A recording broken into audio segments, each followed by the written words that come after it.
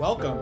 You are probably not used to seeing our faces. If you are watching our first ever inaugural YouTube video, congratulations. Welcome to the Pylon Dons YouTube journey.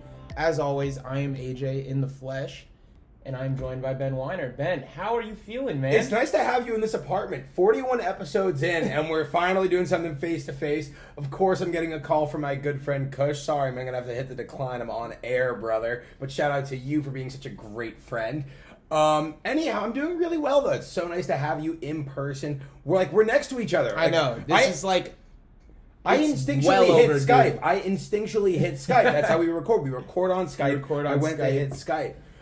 Thank you so much for coming to my wonderful apartment in Midtown Manhattan with this beautiful brick and this wonderful horse image that Drew's sister, I believe, made. That's my understanding. It's a nice photo. I've never actually looked at that. It's brand new. It wasn't here last time you were here. So if you looked at it, that would have been really weird. Speaking of things we're going to be looking at, as always, when we record for our Thursday podcast episodes, if you're new here, welcome. As always, it's great to have you guys. But if you're a returning listener, we're about to talk start sit. You know what it is. We're trying to help you go undefeated. And with the bye weeks this week, you have to really start looking at start sit because all those bench guys that you probably haven't even looked at for some of these matchups, they're going to end up in your starting lineups. I mean, it's Buffalo, Dallas, just to name a couple. Pittsburgh, no Najee Harris this week, no Deontay Johnson, no Claypool. Yeah, I don't have Najee, Dak, or Cooper, who are guys I bought pretty much in a few leagues, and it's going to definitely bite me in the butt for sure. So. Yeah, but I'm going to start Mac Jones. It'll be fine.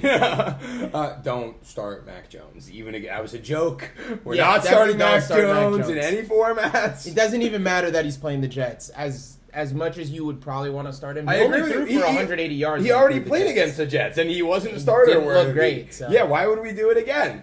So I guess let's just get right into it. As we're recording, actually, it's a Wednesday night. So this whole Deshaun Watson going to Miami rumors are all surfacing. So I actually left out a couple Miami players from my start sit because we don't know what's happening tomorrow morning. We cannot predict the future. We are working with the information we have right now. Yeah, I don't know if it'll be something that happens as early as tomorrow morning. That would be pretty crazy. But we've seen crazier things in the National Football League, especially recently with player mobility. I feel like it's at an all-time high. So maybe we go to bed, wake up, and Watson's wearing a teal jersey next Sunday. For all we know, we could wake up and Watson's getting traded to the CFL. I honestly, these days, I'll believe whatever is my first notification when I wake up in the morning. Oh, yeah. It's whatever. I guess that's how the world's going to be. That's how it's going down. Exactly how it's going down when I said that Sam Darnold is going to be a quarterback one on the year. That was a good transition. And thank you. I appreciate it. And he's going to be my start of the week up against the New York Giants, who have been getting rocked by everybody. Yeah, Sam Darnold has not been as great without System McCaffrey, which, of course, if you take away someone's best running back. But Sam Darnold really, I feel is going into this game with a lot of strong momentum after that electric and heart-wrenching comeback he led against the Minnesota Vikings last week. So I think that Sam Darnold is coming into this game with an easy matchup. He has been, up against New York before. He's on the road here. So I'm feeling real good about my boy Sam Darnold this week. We tend to really agree with fantasy QBs more often than not. If you look at our rankings on the pylondons.com, we're pretty much in lockstep with every quarterback in terms of the tiers they sit in. Sam Darnold was one of the few we disagreed on, and it's going to be one of the few we disagree on this week because I actually have him as my sit of the week, which I'll get into later. But yeah, we're not at sits yet, but when it's time for sits, I'm not going to, I won't beat you up on that right now because I'll get into why I'm sitting here. I'm curious to hear what you have to say about it later on. I'm excited to hear an alternate perspective to my own. But keeping it in the realm of starts, I'm going to be starting Ryan Tannehill. He burnt me in the past. I started him over Dak Prescott week 1, and it hurt. And it hurt bad. And he has taken a lot of time to really get the ball rolling and pick up where he left off at the end of last year, especially because the expectations were sky high when they brought in Julio Jones. So he was able to really bring it back against a Buffalo defense that's done extremely, extremely well against opposing QBs. So that was sort of an outlier. Yeah. And I think he's going to continue off that momentum because Kansas City has allowed QBs to just torch them. Besides Taylor Heineke last week, which was a big, big whiff on my behalf, I think Tannehill is going to do a hell of a lot better and have a great week against Kansas City at home. I mean, I would love for Ryan Tannehill to succeed because I was banging the drums for Ryan You Tannehill were. before You the were. year. You were. And I would argue he's probably been one of my 4 or 5 biggest misses. The tough thing about being a fantasy football analyst is when you have a take on every player, you're gonna miss a lot too. It's just like, Yeah. like you're expected to have a take on every player. Someone walks up to you on the street, oh, you're AJ from the Pylon Dons. Tell me about wide receiver 4 on the Carolina Panthers. And it's just like, oh my God. It's like, what's my take? Like right here, right now. So Ryan Tannehill, a guy I really was into. I think it's a great call.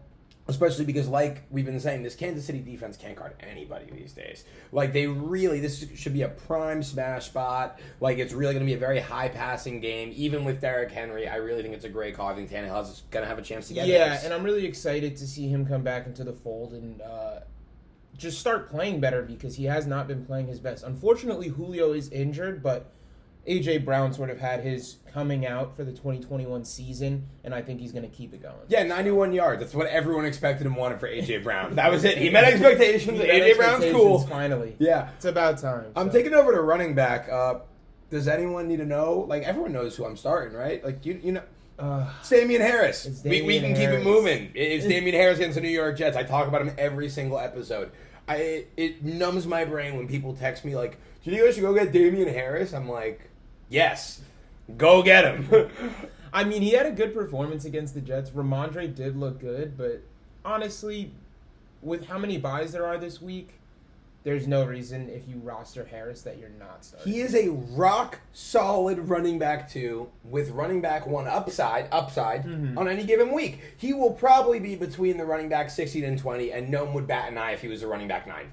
That's the beauty of Damian Harris. I might bat an eye if he's the running back 9. If he was running back 9, all it would take is an extra touchdown. 2 touchdowns, he's a running back 9. 2 touchdowns it's a tall Well, order, hey, that wasn't a take. I did not say Damian Harris 2 touchdowns. touchdowns. I said Damian Harris like 80 yards and a touchdown. Speaking of 2 touchdowns, though, someone who's already had two touchdown performances, my start of the week is James Conner against Houston.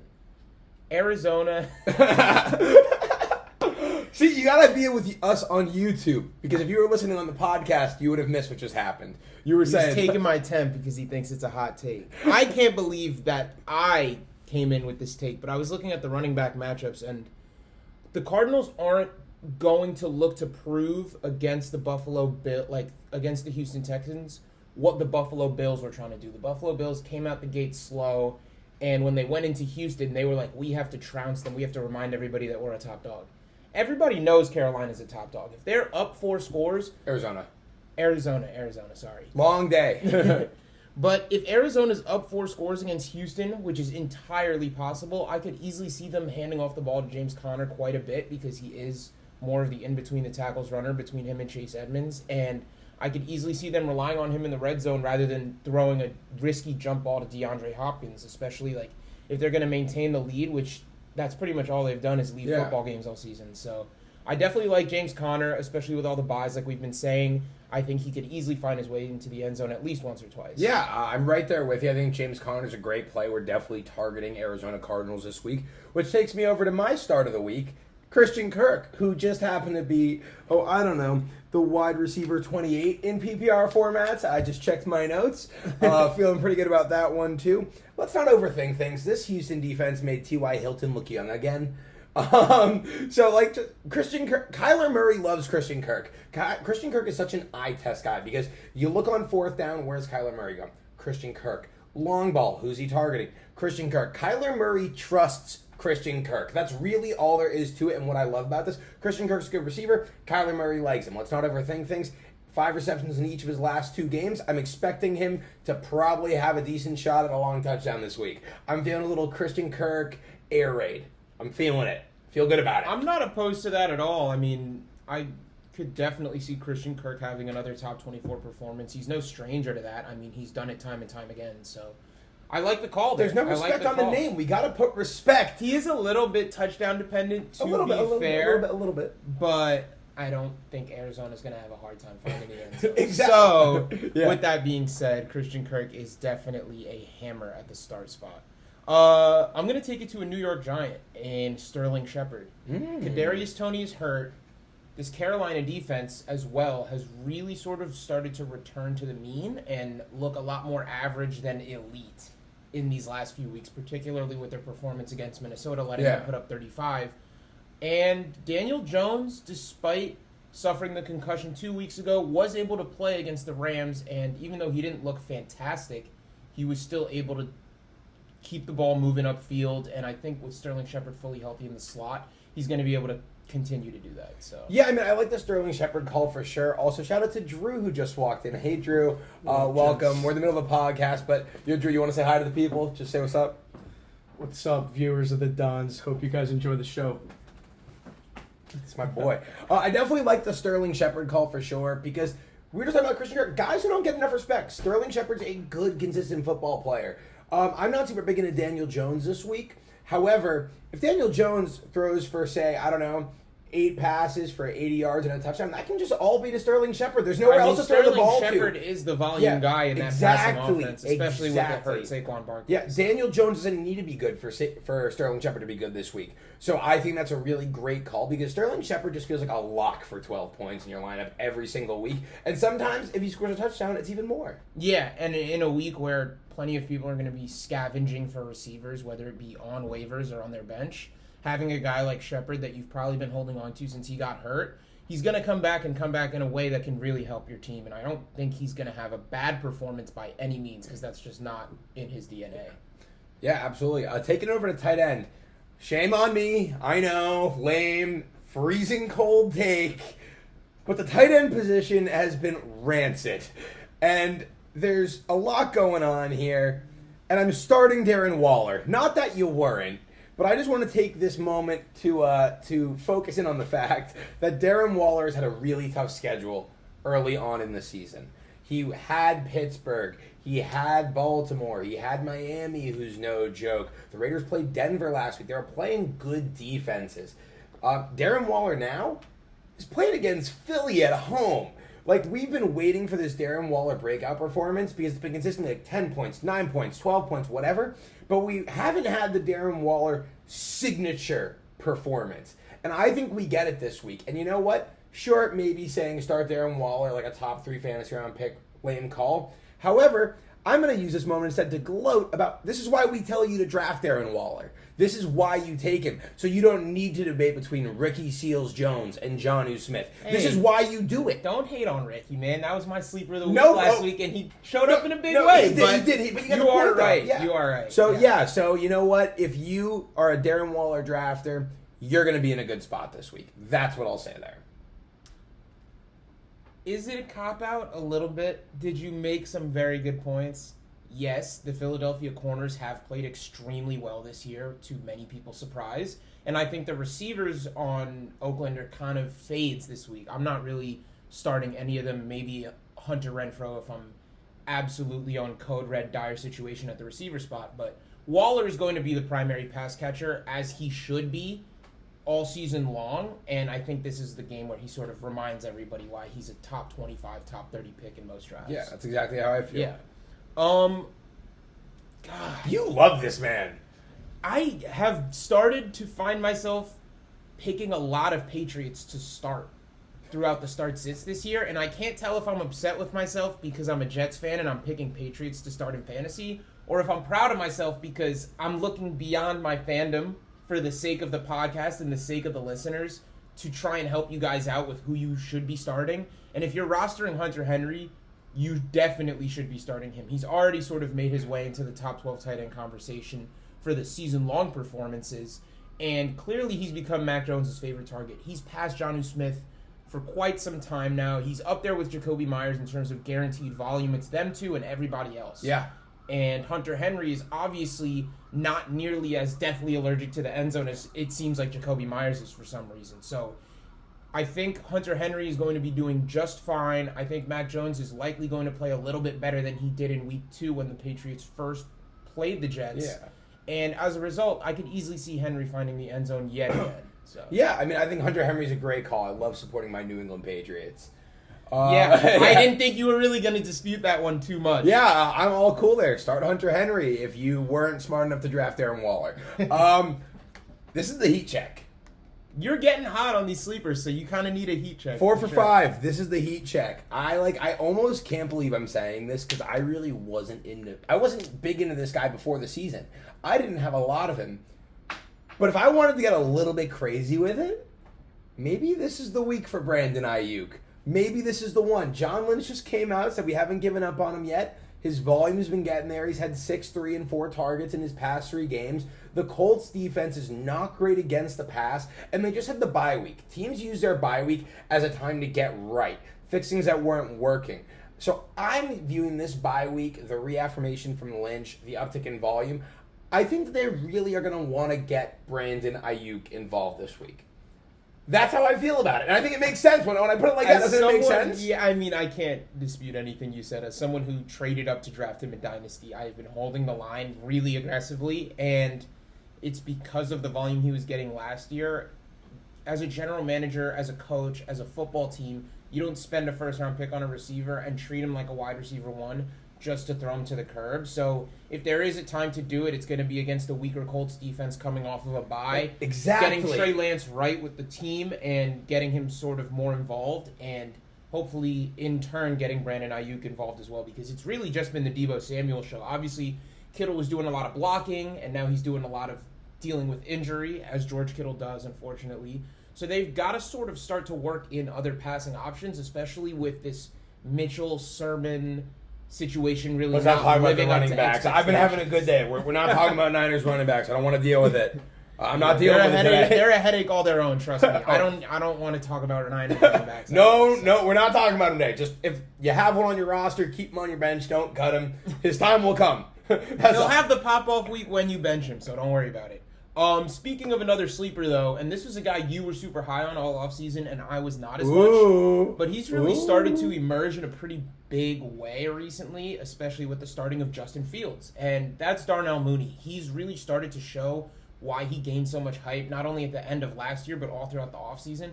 This guy makes people look dumb. Like he's good. Like corners 1v1 him, and they lose where their feet are, objectively. Like he is one of the better route runners in the entire NFL, and he's going up against a Tampa secondary that just can't stop giving up points to receivers, whether it's because they get lazy, because Tom Brady's going on these immensely efficient drives and putting them up by so many points that the defense feels like they can take off, but Justin Fields has started to sort of get more and more attempts and take better and better looks down the field, and the best looks he's taken have been to Darnell Mooney. So yeah, I could easily see Darnell Mooney having 100 yards if this game turns into a shootout. I really like the call, and it doesn't even need to turn into a shootout because the Bears can be playing from behind. Like it's not like David Montgomery's there to be running the ball. So you know what? Like Khalil Herbert, probably won't be as good as he was last week. I like Khalil Herbert, but this Bears team, for the first time in a long time, they're going to be looking to air it out. Yeah. At least by their own standards is what I would say. Yeah, I mean, unless this defense continues to absolutely put the clamps on people, I think Tampa's obviously the exception to the norm. So I think you are right that they're going to be playing from behind. So just to recap really quickly for start sit, I am starting Ryan Tannehill, James Conner, Sterling Shepard, Hunter Henry, and Darnell Mooney. And I am starting Sam Darnold, Damian Harris, Christian Kirk, Darren Waller, and sleeper of the week is Brandon Ayuk. Also a note, some honorable mentions. If Deshaun Watson is not a Miami Dolphin by the time you're listening to this, then you can also start Tua Tagovailoa and Jalen Waddle with confidence. I just didn't want to give outdated advice on the air. Totally fair. And I might be starting Waddle regardless because he's looked nothing short of phenomenal. Yeah, he's been really, really good. He's been really good. And now taking it to guys who have been less good, we're going to get into our sits of the week. AJ, do you want to bring it way back to the start and hit me finally with your counterpoint on Sam Darnold? Because I'm all in on Darnold this week. So what's going on with you? So, on paper, the Giants give up. They rank 27th in terms of points allowed to quarterbacks. So on paper, this matchup makes too much sense. If you look at Darnold's history this year, though, his best performances come when he's wildly efficient on the ground, and his best ground performances have come with Christian McCaffrey in the backfield. And with Christian McCaffrey on IR, I just think Darnold's upside is going to be permanently limited until McCaffrey suits up. So this is no knock on Darnold. This is also just Carolina versus the Giants. Doesn't that just sound ugly? Can't you just see a 17-10 finish with a lot of turnovers. Doesn't that just like ring a bell somehow? When you put it like that, sure. I don't know if I'm gonna. I'm not saying that's like a crazy good reason to bench Sam Darnold. I'm just going with my gut on this one.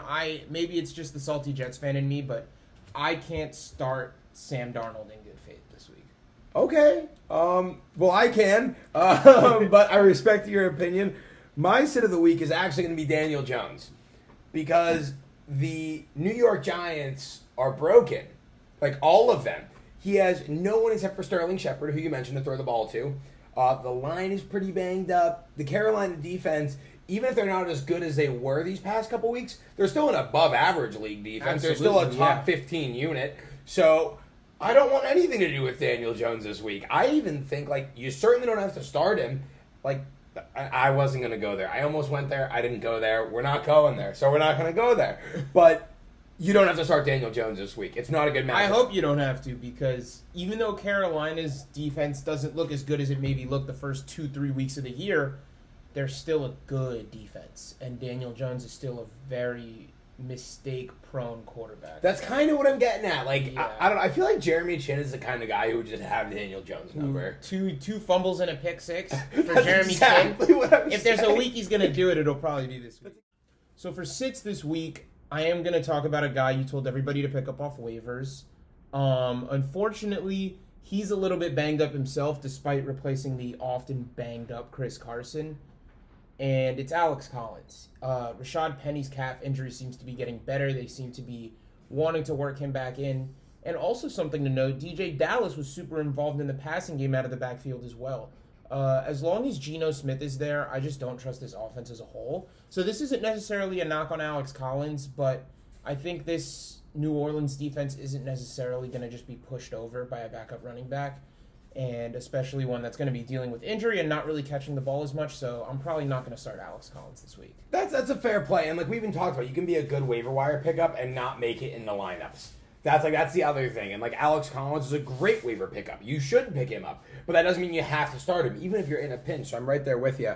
You're not going to love my sit of the week because you actually told people to pick up this guy too. And there's no way I'm starting Michael Carter this week. And it's kind of crazy that we're at this point in the year where like we have to talk about starting and sitting Michael Carter and Alex Collins, but that's fantasy football, I guess, for you. But the fourth round product out of North Carolina State has been okay. He's got more volume. There's been some encouraging things. So it's not like Michael Carter's bad. I think Michael Carter's pretty good. But he wasn't great against the Patriots last time, and I don't expect him to magically exceed that performance yet again. Like, if you think about this for a second.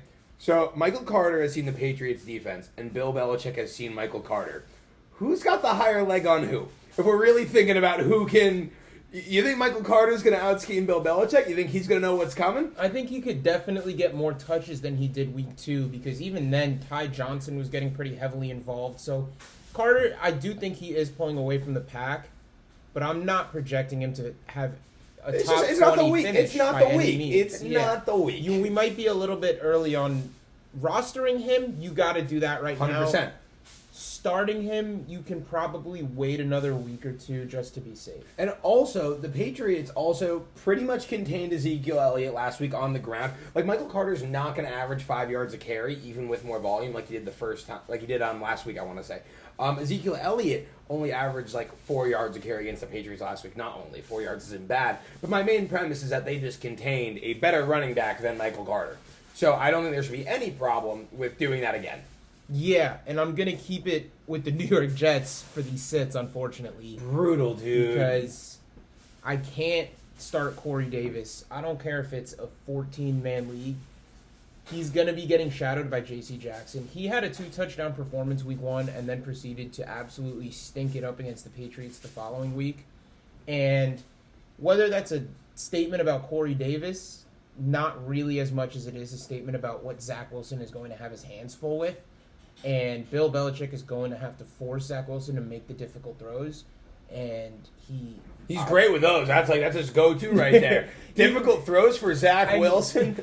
Those are his favorite things to throw. So even though it looks on paper like Corey Davis could have a decent upside week with volume, I think that more likely than not, Zach Wilson will rely on Jamison Crowder and the aforementioned Michael Carter. Yeah. I got to say, my sit of the week at receiver is disappointing because the entire offseason it was like Julio Jones has more left. He has more to give than last year when he's injured. I don't think Julio Jones is done yet. I won't even go that far. But all I'm saying is that he's not healthy. And it's very, very evident. And this is a really, really big game, Tennessee versus Kansas City. And I could see Julio Jones being active for this game, even at, say, 85%. Because if you're going up against Kansas City, you want Julio Jones on the field. But just because he's on the field doesn't mean he's going to get targets. And just because he's on the field to start the game doesn't mean he will be to end the game. And I'm not comfortable going back to Julio Jones after he exited Week 7 against Buffalo with an injury. I'm not going back there yet.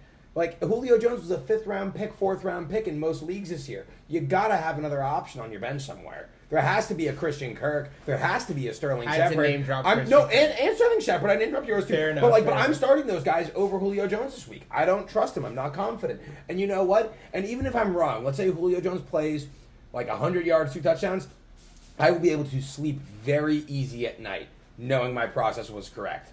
I can't trust Julio this week with the injuries.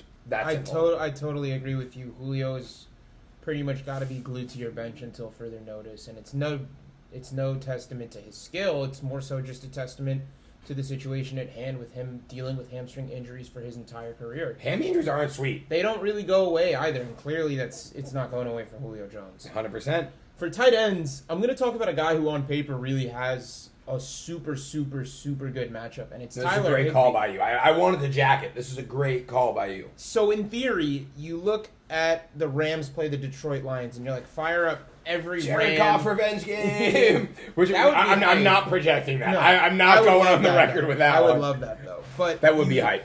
On paper, you look and you go, oh, this has to be fire up all the Rams, right? This Detroit defense is really, really bad. Yeah. Not to put it as not nicely as possible. They're terrible. Horrible. And so while you think that Tyler Higbee's going to be the one getting involved, I could really easily see them immediately having Cooper Kupp gash this defense to shreds, taking a really early lead, and then just allowing Darrell Henderson and Sony Michel to just chip away and chip away and chip away some more. And that will result in Tyler Higbee taking a lot more blocking opportunities on than anything else. I don't think he's going to find himself getting red zone looks or necessarily even receptions too much this year or this week because Robert Woods and Cooper Kupp are just going to run the show. Yeah, I think that's a really good call. I mean, I think it's kind of a trap game for Tyler Higbee. Yeah, absolutely. Like, you can't just, like, trap match game him. is a perfect way to play. Yeah, it's a total trap game. My sit of the week, and this is actually really surprising because we said we're starting 2 Arizona Cardinals, and I went on air saying you got to go get this guy. But only because it's his first week there, I wouldn't fire up Zach Ertz yet. Let's just see the role in the offense. Let's see what's going on. Hasn't had a lot of time there. And it's not like that Kyler Murray has to throw the ball to Zach Ertz if they want to perform well against the Houston Texans. If anything, they really might not need Zach Ertz for this one. So Yeah, this might be they might spread the ball around a lot, but I think you're not going to rush a 31-year-old tight end into an offense against a team that really isn't that great, particularly when he's going to still be learning the playbook and he's on the older side for a tight end. So you don't want to play him in these potentially meaningless games and have him get hurt this early on after you just went to go get him. Yeah, exactly. Taking it over to our surprise bust of the week, I got to talk about Leonard Fournette, which is surprising. Surprising. Hence the term surprise bust of Well, the yeah, week. surprise bust of the To week. be Leonard fair. Fournette's been great. I don't think he's going to be great this week. And I actually have a little bit of method to the madness. Mm-hmm. Bears defense isn't bad, first off. Definitely not. Definitely not a bad defense. Ronald Jones is very much on the trade block. All I'm saying is that hypothetically, should the Bucs go up 2-3 scores and they're running out the ball, they're going to want teams to see good tape of Ronald Jones. This is like how NFL executives think. They want the best return for Jones as possible. I can't go as far to say start Ronald Jones. He has been abysmal. He has less yards on the season than Derrick Henry has in a quarter sometimes, it feels like. But my main premise, though, is that would I be shocked if Ronald Jones got 12 carries this week? No. Not at all. Would I be surprised if Ronald Jones even got a couple passes this week? No, not at all. Because if you have a guy who's on the block, you want to show teams what he can do. They don't need him. They have Leonard Fournette. They have Gio Bernard. They have the ghost of Keshawn Vaughn. They don't need Rojo. So for this 1 week, I could see like Fournette being good with his touches, of course. But I think it's really going to be a pretty even split. That's just me. Yeah, I don't really disagree with that. I could see if the Bears are not letting this game completely get away from the Bucs, and the Bucs really want to put it away, I could see Leonard Fournette getting involved in the way that he has. But if it does get ugly, Leonard Fournette is not going to be the guy getting 20-plus touches. And I project a lot of Bucs games to get ugly because they're really good. It's totally fair to project that because it's the Bucs. Yeah. I'm going to keep it in the running back department. And it seems to be like we're doing that a lot with our surprise bus. But that's just kind of the nature of the running back position. They're all so bad. They're all just so bad. They're all so bad. It's really frustrating. So frustrating. A guy that I don't project, we actually talked about him in our waiver wire pickup episode as well. Kind of a little prerequisite a little before bit. we got were just into talking it. about him. We brought him up. His name was brought said. him up. J.D. Mckissick. So Antonio Gibson is dealing with this shin stress fracture. Terrible injury. It's clearly been nagging him. He hasn't looked the same as he did at the end of last year. As a result of that, J.D. McKissick has gotten really involved in the passing game. J.D. McKissick doesn't run between the tackles. It's not what he does. It's never been what he does. He had a wide receiver designation on Sleeper in 2019. To put in perspective of how much of a receiving back this guy is, he's basically a hybrid at the position. And if Antonio Gibson doesn't end up playing this week, I don't think that J.D. McKissick is immediately going to find himself getting even more than 10, maybe even 8 carries. Important question. Can the people spot start Jarrett Patterson? No, he cannot. No. That was good synchronization right there. But you definitely need to proceed with a little bit of caution on J.D. McKissick because we've never seen him be a 3-down back. It's not what he's built to be. It's not what he's been at any point in his career. He's a change of pace guy. He's not the most elite pass blocker in the world either. Could his snap count go up, especially with this Antonio Gibson injury? Absolutely. Do I think it means that he's going to be acting as the true RB1 for the Washington football team? I'm not convinced. So I'll let somebody else deal with the potential headache that McKissick could bring because if he doesn't get that typical 7-8 receptions that we might see him get from time to time, then it's just really not worth the headache to me. I agree. I think that's a very strong decision and a strong surprise bus of the week to close out the show. In summation, I will be sitting Daniel Jones, Michael Carter, Julio Jones, Zach Ertz, and I would temper your expectations for Leonard Fournette. And I am going to be tempering my expectations for Sam Darnold, Alex Collins, Corey Davis, Tyler Higbee, and especially for J.D. McKissick. I kind of love that one of us is like totally all in on Darnold this week, and the other one is like, I can't touch Darnold. I think this is the first time where we've had players on the opposite sides, but it's the same player. We had that one week where we were like, don't start Devontae Booker, and we were right. Yeah, I mean, yeah, it was a no-brainer. That was like a doy. Yeah. Like it was a low ball, but we take those. We take those. Yeah. So it's kind of a tiebreaker of sorts because we're even right now. Pretty much dead even. Yeah, we're both on the board at 1-1. Yeah, stay tuned. We'll be tuning into that game and all the others, and we'll be hitting you with the recap at the start of next week. We hope you guys enjoyed the YouTube content.